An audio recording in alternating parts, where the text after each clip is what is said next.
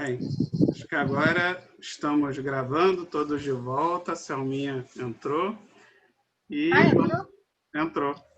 E vamos agora ao nosso irmão Rodrigo, que vai nos relatar nosso último tópico, que é o caminho para uma possível, né, solução desse problema tão grave que estudamos hoje.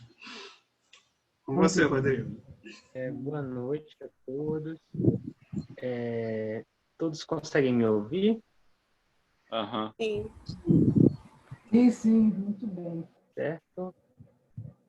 Então, é interessante esse tópico porque a gente vai falar um pouquinho sobre os caminhos para a gente evitar que esse ato aconteça. E o que é importante a gente frisar? Que não é uma receita, não há só um caminho. Então, existem várias possibilidades para que a gente possa ajudar uma pessoa que está com esse tipo de pensamento, o pensamento suicida. Então, não há uma regra. É muito importante a gente lembrar isso, porque cada pessoa é singular, é única. Então, não tem uma receita de bolo. Só que, como muitos falaram, o afeto, o carinho, você ouvir o outro, fazem parte desses caminhos para a solução. E aí, o que é importante a gente lembrar, antes de apontar esses caminhos que podem ajudar? É que a gente vive num mundo de provas e expiações. Ou seja, é um sistema planetário que ainda carrega muitos sofrimentos, muitas dores, o mal ainda, infelizmente, ainda predomina. Então, se nós estamos aqui, nesse planeta de provas e expiações, é porque nós ainda precisamos melhorar, seja no aspecto moral, principalmente no aspecto intelectual. Então, o planeta Terra nos impõe essas dores e esses sofrimentos, principalmente de acordo com as nossas próprias ações enquanto seres humanos. E aí eu fiz algumas anotações aqui que mostram caminhos para a gente refletir sobre isso, como livrar alguém desse pensamento suicida, ou então como nos livrar desse pensamento. O que é importante a gente saber? Que colocar o problema, ele não tem nenhum tipo de problema é permanente, nenhum sofrimento é permanente. Ou seja, em algum momento, a partir da vontade, a partir do poder da fé, que a gente vai falar daqui a pouquinho, é possível reverter esse sofrimento. E aí a gente lembra de algumas figuras muito conhecidas, algumas pessoas muito conhecidas que driblaram alguma dor, algum sofrimento, algum obstáculo durante a vida. Nelson Mandela, que foi preso, passou anos na prisão, a irmã Dulce, que até chegar no seu caminho de ajudar mais os próximos, ajudar as pessoas em situação de rua, em Salvador, ela passou por muito sofrimento e muitas pessoas que recusaram ajudá-la. A gente lembra também do físico britânico Stephen Hawking, que tem uma doença chamada esclerose lateral amiotrófica, que deixa o seu corpo paralisado, e aí ele conseguiu, diante de um diagnóstico de que morreria em tantos anos, conseguiu viver muito mais do que o diagnóstico que foi colocado para ele.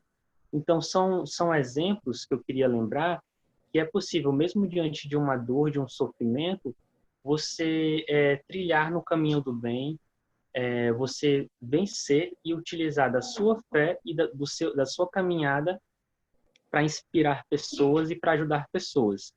Então, agora falando um pouco mais dos caminhos para a gente vencer o pensamento suicida, valorizar mais a vida, eu coloquei aqui: a cura está na saúde física, a partir dos profissionais de saúde, mas também a partir do lado espiritual. Ou seja, quando alguém está com um pensamento suicida, pode vir atrelado a alguma alteração mental, algum distúrbio na mente. Então, é importante a gente saber que os profissionais da saúde também podem nos ajudar, por mais que você desenvolver, você fomentar a sua espiritualidade, seja essencial, principalmente no mundo de hoje, que a gente vive num mundo acelerado, a gente vive num mundo muito material ainda, no mundo do consumismo. Então, tem esses dois lados. Nós precisamos da ajuda dos profissionais de saúde e nós precisamos também da ajuda espiritual, que aí vai para qualquer religião, não só o espiritismo. E aí eu queria também recomendar como livro, um livro chamado Guardião do Tempo, que ele é de um jornalista chamado Mitch Albom. E aí nesse livro tem duas tramas diferentes e uma das personagens ela quer cometer o suicídio. Só que aí tem um personagem principal, que ele é o chamado Guardião do Tempo, que ele tenta impedir que essa jovem cometa o suicídio. E aí tem grandes lições sobre isso. E uma das principais, vou fazer um spoiler, é que quando a gente tira a nossa vida, a gente não se dá a chance de ter esperança, de saber que a gente pode melhorar, de saber como seria a nossa vida no futuro. Então, ao tirar a nossa vida, a gente perde essa esperança. Então, o livro trata muito disso. Eu recomendo essa leitura.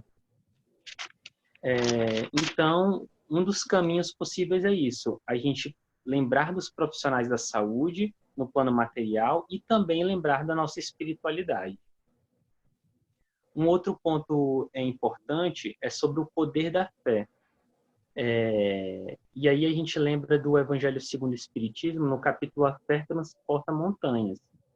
Quando Jesus disse isso, a gente fica impressionado porque ele fala, se você tiver a fé de um grão de mostarda, que é um dos menores grãos do mundo, você vai conseguir transportar as montanhas. Só que essas montanhas, pegando no sentido metafórico, o que são essas montanhas? Essas montanhas são as nossas dores, são os nossos sofrimentos, são as nossas angústias, são as nossas paixões, os nossos equívocos, que são realmente grandes montanhas que às vezes são colocadas por nós ou por algo externo na nossa caminhada de vida. E aí, quando ele fala que se a gente tiver a fé do tamanho de um grau de mostarda, a gente consegue transportar, ou seja, a gente consegue se livrar e vencer desse sofrimento, vencer essas dores. E como é que a gente pode... Rodrigo, certo, a fé tem todo esse poder, mas como é que a gente pode trabalhar? A gente pode trabalhar tendo a confiança e a certeza nos desígnios de Deus. E aí a gente saber que a dor também ensina, o sofrimento também nos ensina, ele quer trazer algum aprendizado. Ou seja, a partir do momento que eu estou sofrendo, o que isso está me dizendo? Eu estou agindo de uma forma errada na minha vida? Ou eu estou no caminho certo e essa dor mesmo assim está me atingindo, esse sofrimento mesmo assim está chegando até a mim. Então eu preciso analisar, não é uma tarefa fácil. Falar aqui para vocês sobre isso, sobre essa análise, tá sendo fácil, só que não é, na prática isso é muito difícil. A gente, poxa, chega um sofrimento até mim, eu estou sofrendo, mas o que isso quer me ensinar?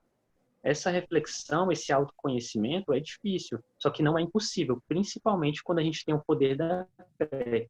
E aí a gente atrelar isso a confiar nos desígnios de Deus e saber também que a gente não está só. Está aí um outro caminho também. Nós não estamos só. Além de ter a ajuda da espiritualidade, além de ter a ajuda desse Pai maior, a gente tem a ajuda dos nossos familiares, a gente tem a ajuda de amigos. Então, nós nunca estamos sozinhos para enfrentar nenhum problema. Mas é preciso a nossa vontade e a nossa percepção sobre aquele sofrimento, sobre aquele problema. E como dito por todos, é que tirar a nossa vida não vai romper com o problema. Pela visão espírita, a gente sabe que o problema tende a aumentar, porque a gente vai para uma sintonia, para uma zona em que a gente pode ficar vivendo ciclos repetitivos do ato que a gente fez para tirar a nossa vida. E aí também a gente não vai valorizar as chances que a gente está tendo nessa reencarnação, caso a gente venha tirar a nossa vida, que é uma chance única de se melhorar e ajudar o outro também. Outro ponto que eu queria também levantar com vocês é que não há um caminho único para a felicidade. Ou seja, muito se fala de que a pessoa que está com um pensamento suicida, ela não consegue encontrar a felicidade por não vencer o sofrimento. Só que a gente tem que lembrar, nós somos seres únicos, cada um tem a sua essência, cada um tem a sua singularidade. Ou seja, até para caminhar, para construir a felicidade, isso também é um caminho único. Aí foi dito durante o encontro sobre a comparação. A gente não deve se comparar com o outro. Ah, o caminho que o outro está sendo feliz. Ah, a foto que eu vejo numa rede social. Não, você é único. O que que você gosta? Que felicidade você quer construir para você? Então a gente precisa entender que o caminho para a felicidade não é uma linha reta. Cada pessoa vai construir o seu caminho, entende? E por mais que o mundo às vezes nos coloque para se comparar com outras pessoas, para se comparar com os vizinhos, para se comparar com um colega de trabalho, não, a gente deve construir o nosso próprio caminho para a felicidade, que é uma construção, é um processo.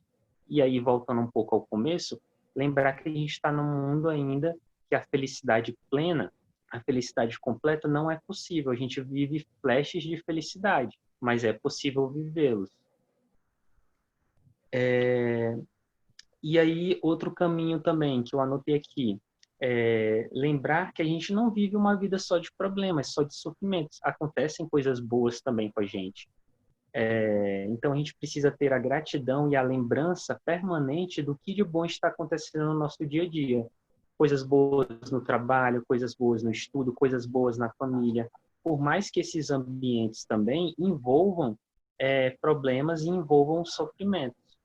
A gente precisa se pautar, e aí lembrar também da fé raciocinada, no que de bom vem acontecendo com a gente. Eu estou bem de saúde, eu estou praticando uma atividade física, eu faço as minhas refeições ao longo do dia, não me falta nada. Então, isso não são coisas boas para a gente agradecer? São. Então, a gente precisa valorizar. E valorizar também não só as coisas relacionadas ao material, mas também valorizar coisas relacionadas à espiritualidade ou as coisas não materiais. Como, por exemplo, você admirar uma paisagem, você está passando de carro ou andando, você vê um pôr do sol, você vê o nascer do sol, você vê uma árvore florida, uma árvore verde.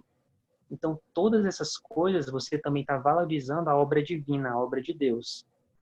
Então, que a gente possa também fazer esse exercício permanente de valorizar o que de bom nos acontece. E aí, ter a fé em si mesmo. Quando a gente consegue agradecer, ter a gratidão pelas coisas boas que nos acontecem, a gente tem fé em nós mesmos. Ou seja, eu tenho confiança no que Deus está colocando para mim, nesse sofrimento que chega até a mim, mas ao mesmo tempo eu tenho fé e a certeza de que eu posso vencer esse sofrimento. O Livro dos Espíritos nos fala, não vou lembrar bem a questão, mas nos fala, o espírito, ele galga o caminho para a felicidade. Ou seja, embora nós, na condição atual, não somos completamente felizes, mas o espírito galga para isso. Esse é o destino final do espírito, a felicidade. E em outras orbes planetárias a gente vai viver na nossa plenitude. E aí eu queria colocar também para vocês que mesmo diante dos problemas podemos ser felizes. E nós sempre podemos recomeçar. Não há sofrimento maior que a chance de um recomeço. Ou seja, você pode driblar esse sofrimento, você pode entendê-lo, que é muito importante, e talvez a principal coisa, o porquê que ele está acontecendo, o que ele quer nos ensinar, mas a gente pode recomeçar a nossa vida. Pronto, eu sou um novo Rodrigo depois que eu passei por esse sofrimento.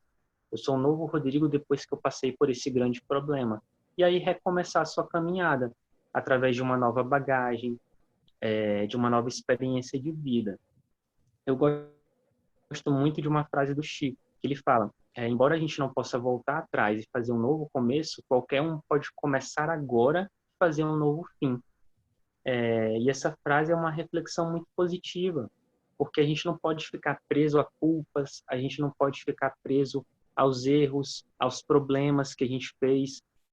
Nós, muitas vezes, somos autores desses problemas, autores desses sofrimentos. Só que isso não pode deixar ser fincado uma raiz. A gente não pode ficar estático a isso. A gente deve se perdoar. A gente deve trabalhar o arrependimento. Mas essa culpa, esse peso, não deve nos imobilizar, nos deixar parado.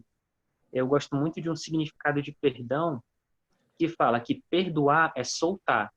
Tanto a gente perdoar alguém como a gente se perdoar. Ou seja, solte essa ação equivocada que você fez, essa ação errada que você fez, solte ela, se perdoe, porque aí a gente vai conseguir, aos poucos, gradativamente, recomeçar.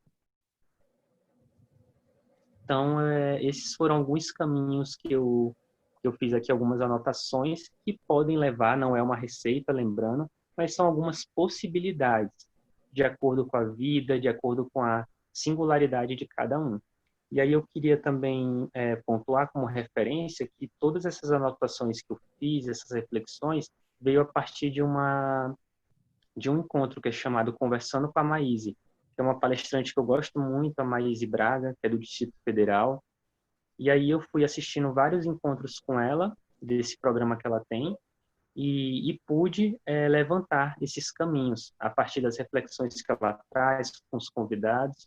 Então, eu queria deixar também como referência.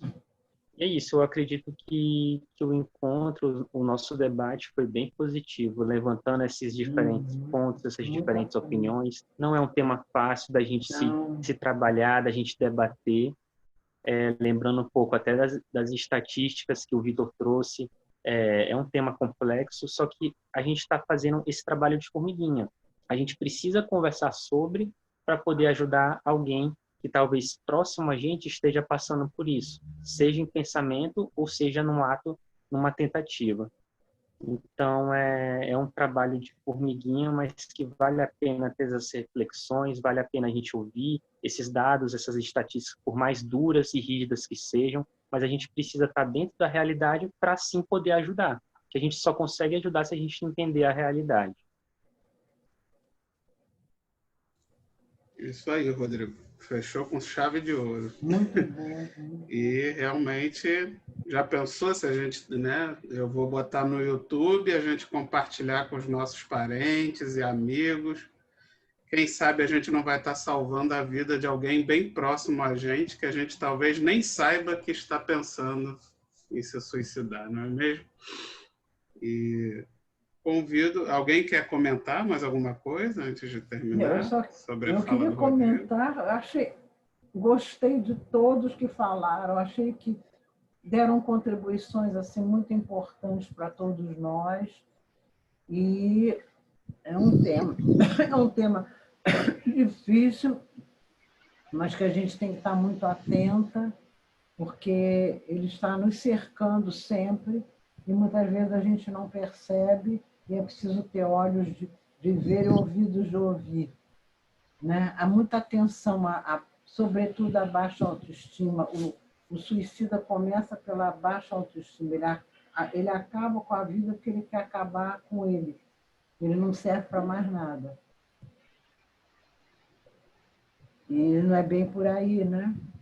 Você agora trouxe, Rodrigo, né, o oposto, né? Pessoas que se superaram, né? Que se superaram. Existe o contrário do suicida, é o que se supera e que passa na frente de si mesmo, que vai em frente e conduz os outros também, né? Verdade. Pessoas que talvez essas sim teriam, entre aspas, motivo para se suicidar De e não, jeito né? não, de Revertem, maneira se alguma. superam e fazem De daquilo maneira até alguma. um instrumento para um trabalho De ainda maneira maior. Né? alguma. De maneira alguma. Entendeu? De maneira Bem, alguma. convido então, como o nosso irmão Flávio iniciou, convido o nosso irmão Rodrigo a fazer a prece de encerramento. Então, vamos lá. Possamos agora nos concentrar, elevar os nossos pensamentos, acalmar os nossos corações. Gostaríamos, em primeira mão, de agradecer por este momento, por este debate riquíssimo, um debate que nos traz reflexões importantes, um debate que nos traz um despertar, não só para nós, mas como para as pessoas que irão assisti-lo posteriormente. Agradecemos todo o amparo da equipe espiritual que está presente na casa de cada um.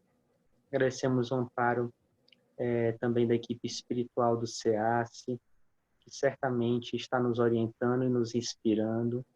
E agradecemos por participarmos desse trabalho de formiguinha e ajudarmos a campanha do Setembro Amarelo com a visão espírita. Agradecemos as falas de cada um dos integrantes, esse despertar de reflexões, e que tenhamos a fé e a confiança de que esse trabalho pode ajudar agora ou no futuro alguma pessoa. Que nunca desistamos de fazer o bem, de tentar ajudar o outro. É uma tarefa diária, é uma tarefa contínua para o nosso melhoramento e para o melhoramento do próximo. Possamos utilizar do afeto, do carinho, tão bem exemplificado pelo irmão Jesus, que aqui viveu neste planeta. Que assim seja.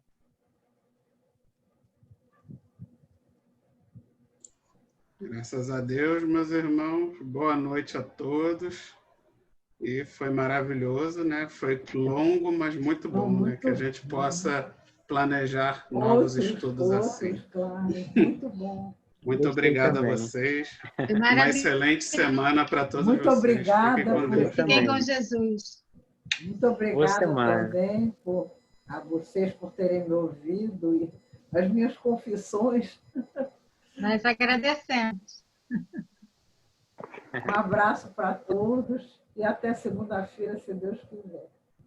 Um abraço.